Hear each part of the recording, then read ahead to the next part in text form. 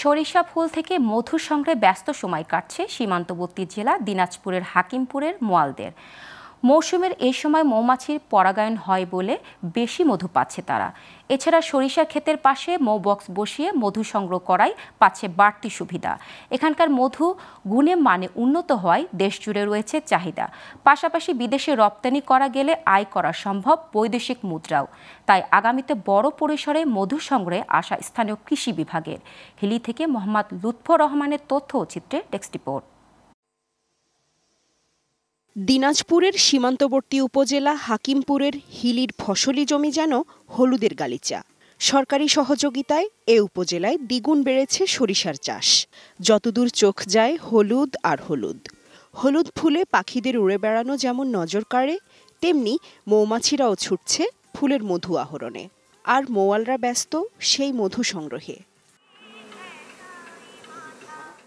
মৌয়ালদের পালিত মৌমাছি সরিষা ফুল থেকে মধু সংগ্রহ করে মৌবাক্সে জমা করে।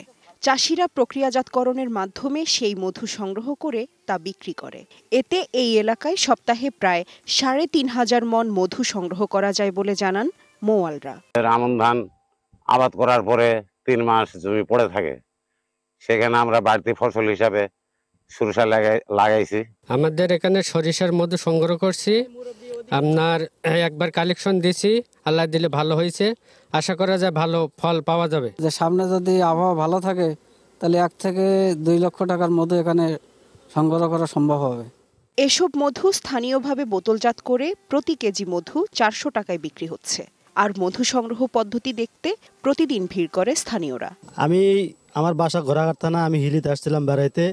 খুব ভালো লাগলো, মধুটা পিওর এবং আমি নিজের স্বচক্ষে দেখে আমি নিলাম খাওয়ার জন্য আর কি। এখানকার যে লোকেরা আছে ওনারা ওখান থেকে নিয়ে এসে মেশিনে দিয়ে রিফাইনিং করে। আসলে মধুটা খুবই ভালো। চোখের সামনে আমরা দেখে মধুটা নিচ্ছি, এজন্য মধুটা নেওয়া। বাজারের থেকে এটা গুণাগুণ অবশ্যই ভালো, এখানে আমরা সামনাসামনি এবং মধু কেজি নিচ্ছে ৪০০ টাকা করে। এদিকে মোয়ালদের সব ধরনের সহযোগিতা দেবার আশ্বাস কৃষি বিভাগের।